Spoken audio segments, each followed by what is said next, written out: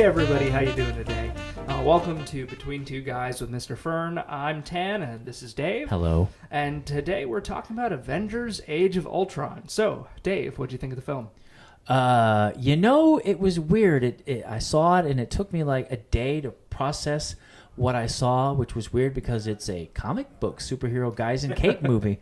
But it was very odd that it took me that long to process my reaction to it. I felt like, you remember the first time you saw The Lord of the Rings, and it kind of felt like stuff was missing? Sure. Like it was just a series of exclamation points, and then you saw the extended version a little later on, and that's where all that stuff was. I felt like this was a chopped down version of a much longer story, and characters were showing up at places with knowledge that we had no explanation why they had it at all. Like Thor shows up with the solve their problem. We don't know why or how, but I felt like Joss Whedon is very good at like subtext and stuff like that, stuff that's going under the story, like two stories running at once. Yep. And you had the big overarching story and the under stuff, and it felt like the under stuff was just choppy for some reason, like stuff had been removed. Well, and we know from some of the behind the scenes that that's absolutely the case. And we know that Whedon was forced to cut a whole bunch of stuff out of the film. His original cut was supposedly something like 3.5 hours. Beyond that, we also know that there's stuff that's in the film now that he didn't want in the film. Right. For example, the whole Thor in the cave with Selvig scene. Bathing. Ladies. Apparently, Joss Whedon didn't want that in the film at all, and corporate essentially told him that he either got to have that scene, he had to put that scene in, or he had to get rid of the house scene. And so he... With Hawkeye? Yes, with Hawkeye. Really? They were holding that at ransom, apparently. They just wanted shots of Thor topless? They needed to keep the whole Infinity Stone plotline going, even though it more or less had absolutely no relevancy to this particular movie. Because it goes to a certain point, he's in his flashback, and then he stops, and then he shows up later with the answer to the problem. Pretty much. And it's never explained how he knew what to do. So I think we can both agree that we're curious to see the extended cut. I would love to see an actual director's cut of this. We'll see with Joss Whedon going off Twitter and with a little bit of the backlash that's happening over the whole production of this, we might very well get a Joss Whedon authorized director's cut or something like that. And if that's the case, I think we might actually have an even better movie. But dealing with what we have in front of us, the movie that we actually saw in theaters. It is 141 nonstop minutes of comic book pummeling. Pretty much, yeah. It begins and ends and does not stop in between. There's a lot of good stuff in there. Joss Whedon's sense of humor is like the saving grace for the movie. Every time it gets to a certain point where it like hits a cliche, his skill is to back away from that cliche and have a character kind of point it out what's going on and then move on with the rest of the movie. Well, and he set up some of the most actually laugh out loud moments in I think about any of the Marvel movies I've seen. Anything with Vision and the Hammer and Thor is like textbook film school brilliance. Absolutely. Yes. I want more Vision. That's the biggest thing I came out of the theater saying is that, man, for all the movies that are coming out in the Marvel docket in the next few years, which I'm excited about, I wish there were a Vision movie. I don't know if you could actually do a standalone Vision movie, but I want more Vision. That's all I really want. More Vision in my life. I liked a lot of the stuff. I really don't have all that much qualms with it. The romance between Hulk and Black Widow, it's kind of... See, I like it.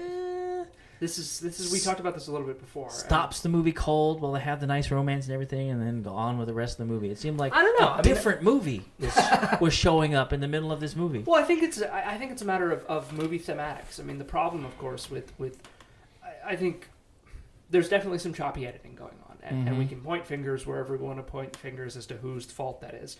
It feels like the movie that's underneath the surface of this movie is a very, very thematic movie, and what's the theme of this movie? It's one that's about legacies. It's about what we leave behind, and of course legacies and purpose. Absolutely. Like Captain America is told that he doesn't have a purpose unless there's a war going on. Right. Well, and there's this theme that keeps coming up, and I don't know if you noticed it, but the idea of whether they're heroes or monsters, that comes up time and time again. Like almost every one of the Avengers at some point says, well, I'm a monster, so I might as well, act like a monster or something like that. But then it's made like way too explicit between Black Widow and the Hulk. She saves him by copping to the fact that I'm just as much a monster as you are. Well, yeah, and we have to sit through all her flashbacks and everything to realize that, which is another kind of like bone of contention because her flashbacks seem very similar to something that happened in Serenity. True. There was a character in there who had a very similar backstory to hers. True. Trained in some kind of like a government-sponsored cult thing. Although, in fairness, that's always been Black Widow's storyline well before, Serenity and well before Joss Whedon got which hold of it. I'm ignorant of, so forgive me. That's always been Black Widow's storyline. No, but it's an interesting story. I saw a comparison somewhere where they were saying that in a funny way, the relationship between Black Widow and Hulk is like the opposite of the relationship between one of Joss Whedon's other famous couples, Buffy and Angel. Mm-hmm. Where, Buffy and Angel love each other, but Buffy really needs the human in Angel, not the monster vampire. Right. Whereas in this movie, we see Black Widow needs the monster. She doesn't need the human right now, at least not when everything, hits the fan and we're in the big battle in Sokovia. But she's hot for the Hulk, basically. I mean, I think she's hot for But Banner, which one's the beauty and which one's the beast? Well, and I mean, that's, the question that comes out of this whole is you have a literal beauty and beast relationship, except underneath it all, they're both monsters and they're both heroes and they're both Avengers. And, the other thing is so I personally think that moment of revelation that neither of them can have kids. Now, I know it sort of feels a little emotionally manipulative and a little out of left field, but at the same time, this whole movie is about children. I mean, this whole movie is, Tony Stark creates Ultron, which is essentially his child. That's his purpose, is to create. Right, and I mean, Ultron says it himself. I mean, doesn't he have a literal line at one point where he talks about how, we create copies of ourselves to supplant ourselves? Yes, and they're called children. Children. That's the word escapes me. That's right. That brings me to like James Spader. Brilliant. Yes, absolutely. And I'm normally not a fan of his smug act at all, but when combined with Joss Whedon's ability to pull back from the cliche, James Spader is like absolutely like top notch.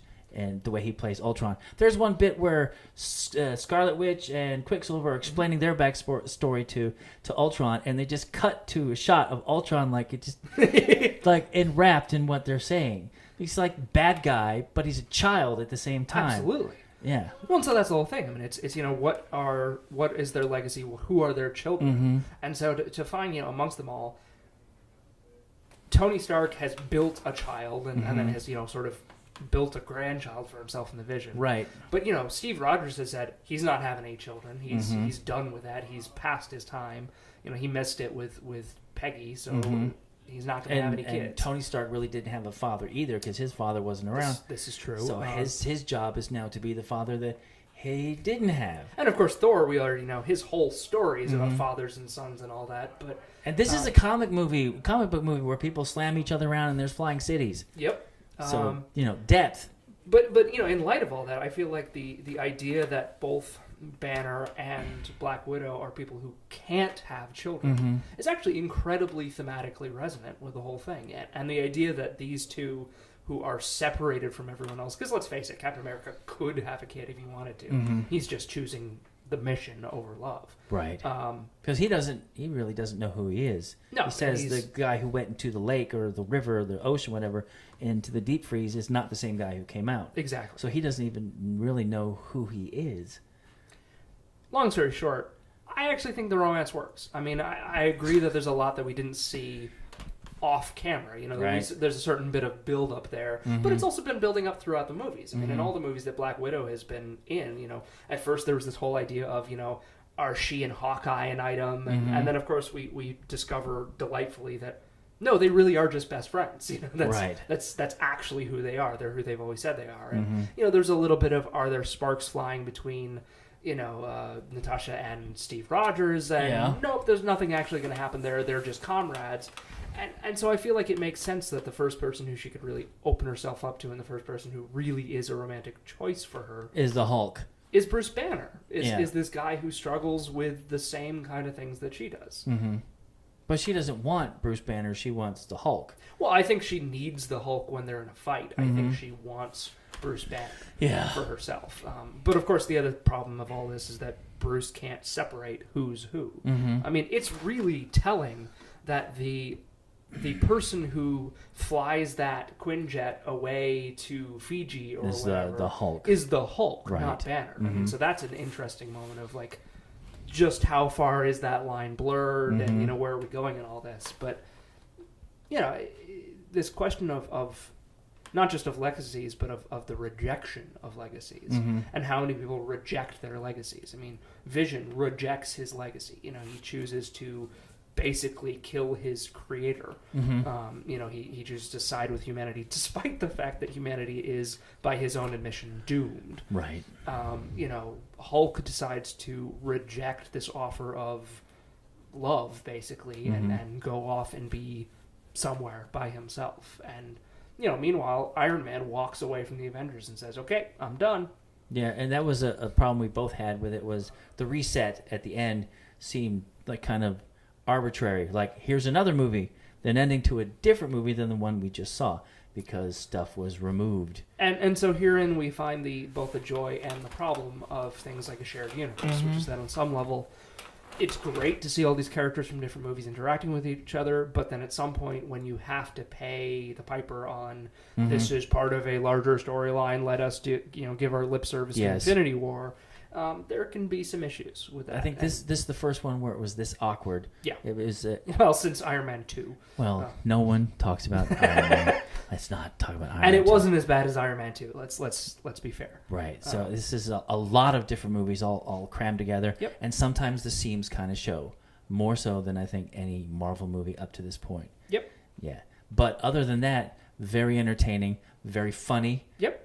And the only bone I have with it of contention would be the guy who played Quicksilver, which is the guy who ruined Godzilla and Kick-Ass and anything else he's been in. Aaron Taylor Johnson, who's supposed to be like an Eastern European guy, but can't settle on an accent sometimes within the same sentence.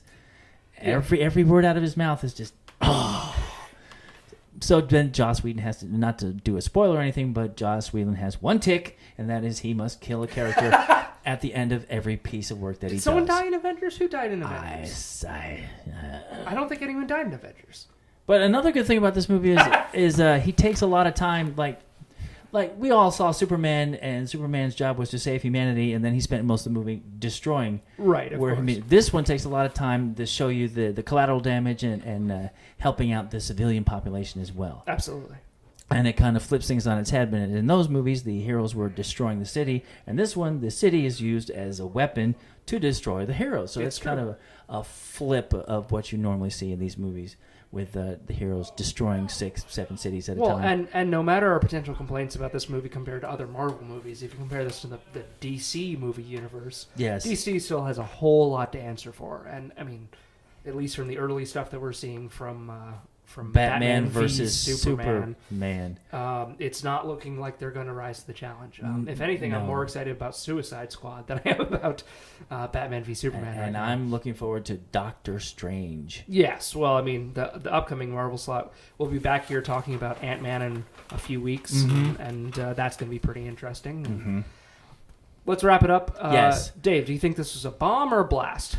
It's a blast. I mean, all the thematic stuff aside and the hodgepodge nature of it, it's still, 2 buckets of popcorn burn through them because it's 141 minutes that zooms by you like a truck on a highway. Absolutely. Highly recommended. It is a blast. I agree. This is 100% a blast and not a bomb. No. Because we love to reduce things to binary, good or bad. Yes, because we're simple people, and that's what we need to do. And on that note, that's it for this week.